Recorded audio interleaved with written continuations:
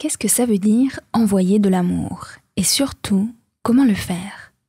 Comment cette pratique spirituelle peut-elle vous aider à évoluer? Et surtout est une façon incroyable de transformer le monde. C'est ce que nous allons explorer dans l'épisode de podcast du jour. Bienvenue sur le podcast à haute vibration, qui vous aide à remettre du sacré dans votre quotidien. Ici, je vous accompagnerai dans votre évolution personnelle et spirituelle, afin de vivre une vie alignée, connectée et un peu plus magique. Je suis Jenna Blossoms et ma mission est de rendre la spiritualité accessible.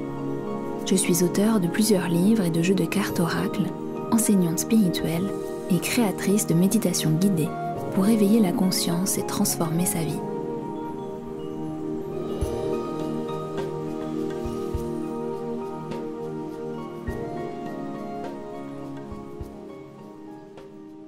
Avez-vous déjà ressenti le besoin de souhaiter le meilleur à quelqu'un?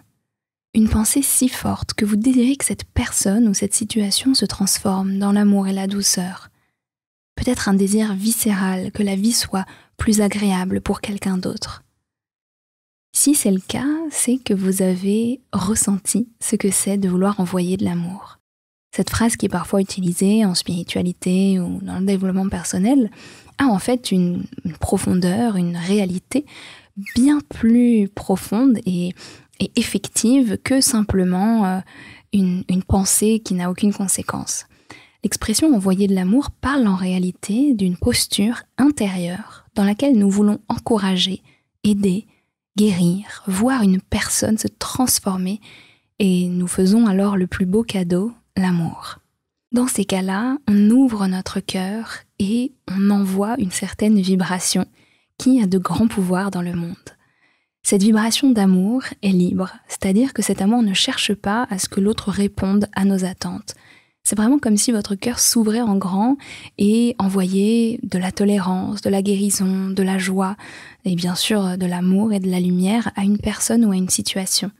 C'est comme si vous étiez en train de faire un cadeau de votre cœur au cœur de quelqu'un d'autre, mais sans aucune attente ni aucune attache. C'est une forme de prière sans parole. Et aujourd'hui, j'ai vraiment envie de parler avec vous de cette notion d'envoyer de l'amour parce que c'est quelque chose que nous pouvons faire au quotidien, qui a un grand impact et qui nous permet de développer à la fois notre compassion, l'ouverture de notre cœur et notre amour à l'intérieur. Comment est-ce que ça transforme le monde? Vous pourrez peut-être vous poser la question. Et déjà, j'ai envie de commencer par vous dire que lorsque vous êtes en train d'envoyer de l'amour à quelqu'un, lorsque vous émettez une pensée, lorsque vous vous concentrez quelques secondes pour souhaiter du plus profond de votre cœur le meilleur à quelqu'un, ou encore une fois, ça peut aussi être à une situation, eh bien, ça a un impact vibratoire, ça a un impact énergétique important, à la fois sur vous et sur le monde. Alors commençons déjà par parler de vous, puisque ça vous transforme vous. D'une part, à partir du moment où vous êtes en train d'envoyer de l'amour à quelqu'un, de lui souhaiter sincèrement du bien, eh bien vous ouvrez votre cœur à la compassion. Tout d'un coup, vous sortez de votre tête, de vos réflexions, de votre analyse, de vos prises de tête, et vous redescendez dans l'espace sacré du cœur qui est capable d'émettre de la lumière et de l'amour.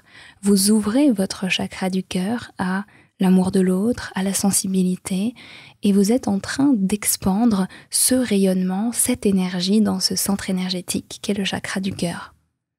Cela sans même vous en rendre compte. Évidemment, pour cela, il faut que ce soit sincère, mais je ne doute pas que vous avez des intentions les plus pures. Et puis, c'est aussi les moments où nous sommes touchés par une situation.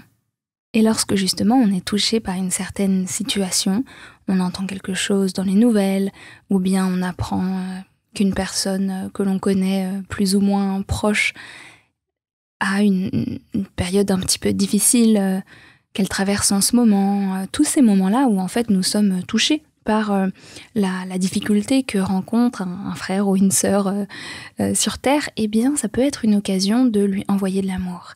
Je vais vous expliquer dans un instant comment faire concrètement et même partager avec vous un petit exercice que vous pourrez faire pendant l'épisode justement. Mais continuons à voir à quel point ça peut vous transformer d'être dans cette posture de s'ouvrir et d'envoyer de l'amour.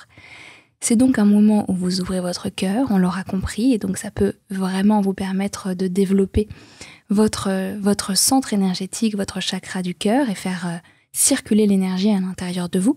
Ça peut vous aider à sortir d'ailleurs de vos pensées, comme je le disais tout à l'heure. Des fois, quand on se prend trop la tête, il suffit de retourner dans l'espace du cœur pour pouvoir apaiser le mental un peu trop fort. Mais c'est aussi une façon de cultiver des énergies lumineuses, des vibrations d'amour dans le monde. Et personne ne le voit directement, personne ne s'en rend compte, mais sur un plan spirituel et vibratoire, vous avez participé à émettre des vibrations de lumière. C'est comme si on regardait la Terre avec plus ou moins le filtre des lumières et de l'ombre, et que tout d'un coup, lorsque vous êtes dans une posture d'émettre ces vibrations-là, vous vous mettez à vous illuminer et à envoyer de la lumière, rayonner de la lumière qui va bénéficier bien sûr à la personne qui va recevoir, mais aussi aux personnes autour de vous. Votre lieu de vie, par exemple, va pouvoir s'imprégner de ces belles énergies lumineuses. Vos animaux de compagnie, vos plantes et toutes les personnes qui vivent avec vous vont, sans s'en rendre compte, bénéficier de cette belle vibration lumineuse d'amour, puisque l'amour a une vibration d'harmonie, c'est-à-dire qu'il est une vibration cohérente qui réharmonise, qui restructure, qui crée de l'harmonie, là où peut-être parfois il y a de la disharmonie, vous voyez. Et ça se ressent dans l'énergie et même parfois dans le corps. Et c'est pour ça aussi que certaines prières fortes d'amour peuvent parfois être des prières de guérison ou miraculeuses, parce qu'en fait, tout d'un coup, elles sont porteuses de cette énergie d'harmonie. Et donc, si on pouvait voir avec nos yeux subtils, on verrait de grands rayons d'amour, de lumière émaner de votre cœur, inonder votre aura et venir toucher directement la personne et la situation. C'est la même chose pour une prière sincère. J'ai déjà souvent parlé de la prière qui est pour moi une des pratiques spirituelles les plus puissantes et dont on ne parle pas souvent parce que c'est parfois associé à la religion.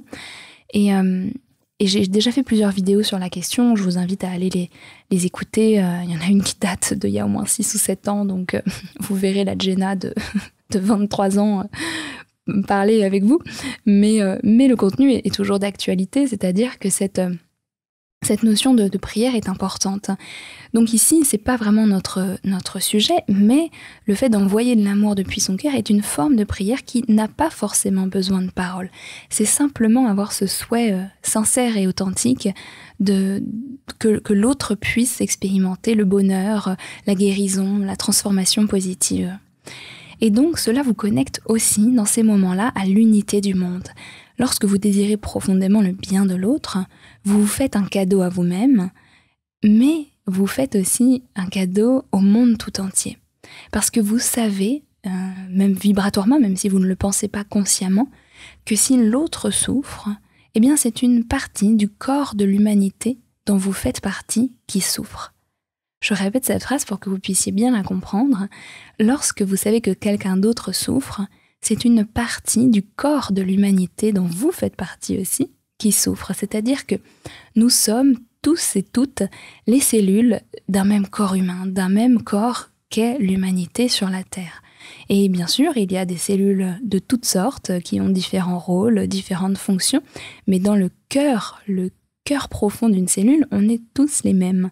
Et lorsqu'on voit donc une autre cellule souffrir, eh bien, on comprend que cela a un impact sur notre corps tout entier, celui de l'humanité. Et donc, bien sûr, nous, en tant que petites cellules individuelles, nous faisons de notre mieux au quotidien.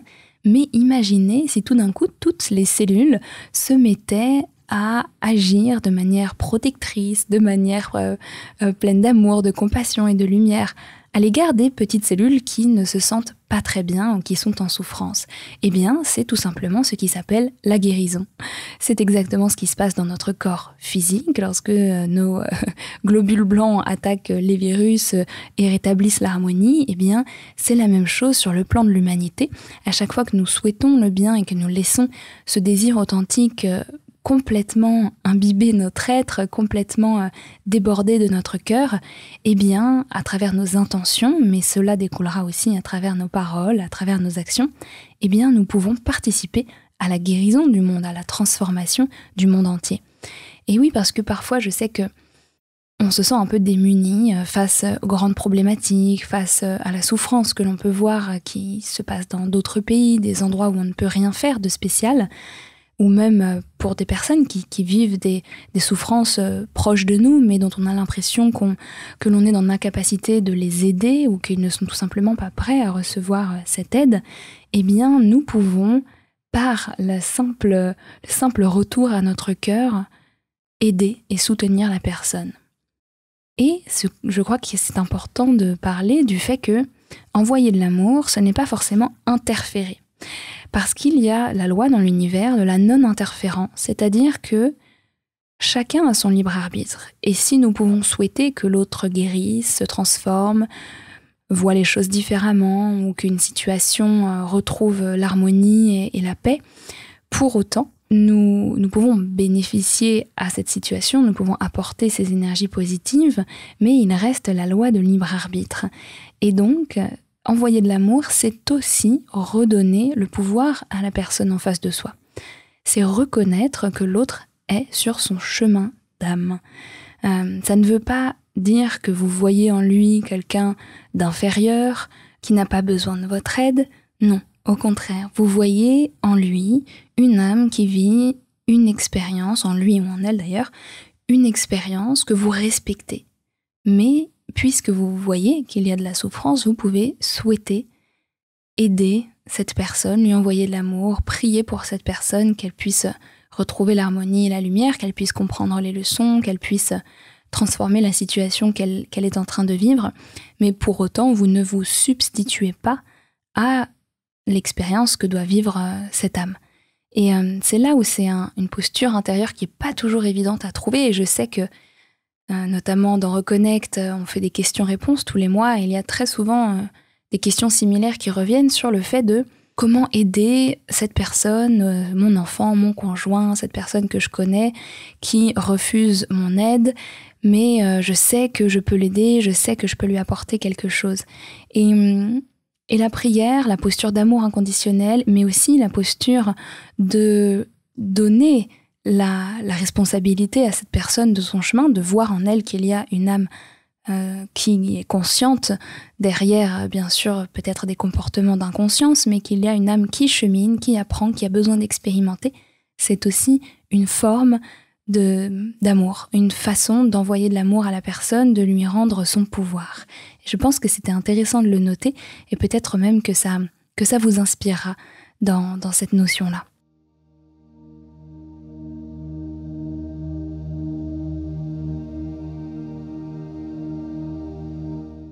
Alors maintenant, on va se dire comment envoyer de l'amour concrètement. Comment est-ce que ça marche ? Eh bien, la première étape, c'est d'avoir une intention pure, sincère, un souhait profond et authentique du cœur. Ça, vous l'avez compris. C'est la chose la plus importante et ensuite, vous allez vous connecter à ce désir profond. Et je vais vous inviter dans un instant à le faire là pendant l'écoute de ce podcast et à observer ce qui se passe en vous vibratoirement, dans votre cœur, même dans votre esprit, vous allez voir. Mais c'est vraiment se laisser guider par cet amour qui va vous envelopper et qui va venir vous traverser, passer à travers vous pour aller toucher cette personne. C'est aussi le fait de cultiver un désir de voir un monde meilleur, plus sain, plus aimant, plus harmonieux dans notre vie. Et du coup, ce désir-là, dont je suis sûre que vous avez en vous, j'en suis certaine, eh bien, va aussi vous guider et va aussi vous permettre de voir quand c'est nécessaire d'envoyer de l'amour, de faire une prière pour quelqu'un et lorsque vous êtes touché par une situation. Alors je vous pose la question aujourd'hui, pour qui avez-vous envie d'envoyer de l'amour maintenant ? Je suis certaine qu'en écoutant ce podcast, vous avez déjà pensé à des personnes ou à une situation particulière. Et je vous pose la question maintenant pour que vous puissiez entendre dans votre cœur. Peut-être qu'il s'agit de quelqu'un que vous aimez du plus profond de votre être et qui a besoin d'aide en ce moment, qui est dans une passe difficile.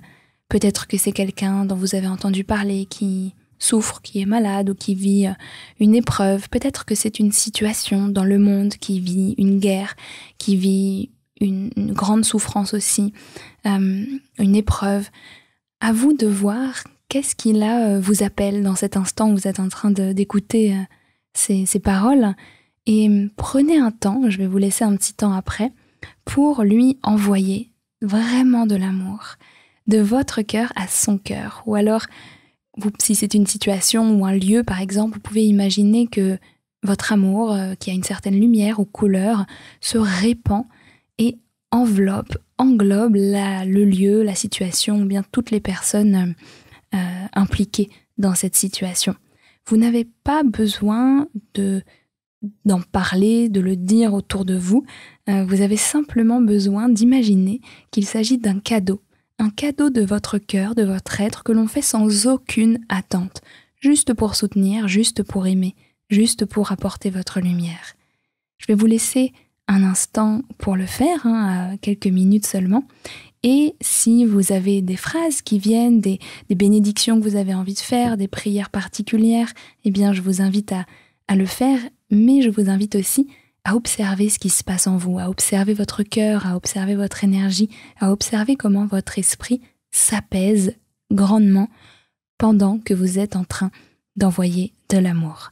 Je vous laisse une petite minute et je reviens.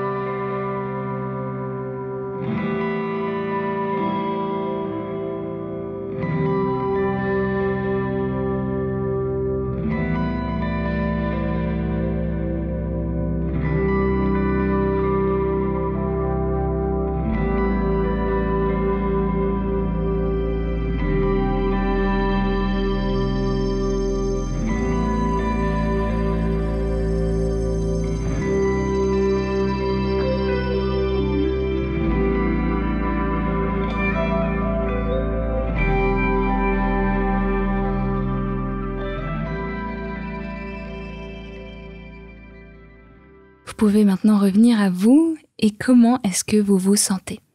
Qu'est-ce qui se passe à l'intérieur de vous? Est-ce que vous avez l'impression d'avoir vous aussi finalement bénéficié de cet amour en vous mettant dans cette posture intérieure?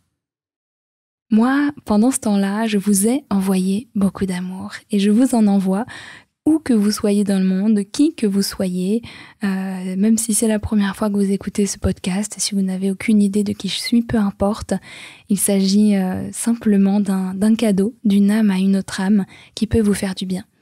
Et dans les moments où vous avez de la difficulté, où vous avez l'impression que vous êtes seul, que vous êtes incompris ou bien que vous traversez une épreuve, rappelez-vous qu'il y a des gens qui, sans même s'en rendre compte, sont en train de vous envoyer de l'amour. Simplement par leur volonté que vous alliez mieux, par l'amour qu'ils vous portent et l'espoir qu'ils ont que vous puissiez retrouver votre harmonie dans votre vie, votre épanouissement. Rappelez-vous, même si vous n'avez pas l'impression de le recevoir de manière expresse, ou peut-être même que vous avez la croyance que personne ne vous envoie de l'amour, ce n'est pas vrai. Ce n'est pas vrai parce qu'il y a des gens comme moi, comme vous, comme d'autres, qui prient pour des personnes inconnues, qui envoient de l'amour aux personnes qui souffrent, aux personnes qui se sentent seules, aux personnes qui sont malades, aux personnes qui traversent un deuil ou une épreuve. Il y a toujours des gens sur Terre qui sont en train de prier pour la guérison du monde. Et donc ces personnes, même si vous ne les connaissez pas, elles sont en train de vous envoyer de l'amour. Et je crois que c'est une belle pensée qui peut bien sûr nous aider à vivre peut-être un petit peu mieux les périodes difficiles, mais qui peut aussi nous inspirer dans le fait que, oui, il y a des personnes incroyables et merveilleuses sur cette terre qui ne sont pas toujours les plus vocales et celles qui sont les plus visibles, mais pourtant, elles existent. Et ça peut nous donner un peu d'espoir et nous rappeler qu'il y a beaucoup de lumière sur cette terre et que nous participons à la faire grandir. Sur ce, je vous laisse pour aujourd'hui notre épisode sur le fait d'envoyer de l'amour. J'espère qu'il vous aura apporté de l'espoir, de l'inspiration et puis une forme de douceur à l'intérieur. Si vous avez envie d'envoyer de l'amour de manière plus concrète, comme toujours, vous le savez, vous pouvez laisser un avis sur Apple Podcast si vous avez un appareil Apple iPad, iPhone, etc. Ou bien si vous êtes sur Spotify, vous pouvez vous abonner et laisser une petite note. Évidemment, vous pouvez aussi partager le podcast si vous pensez que peut-être quelqu'un a besoin de recevoir un message d'amour et que c'est une jolie dédicace. Je vous dis à la semaine prochaine pour un prochain épisode. Je vous envoie plein d'amour comme toujours et prenez soin de vous.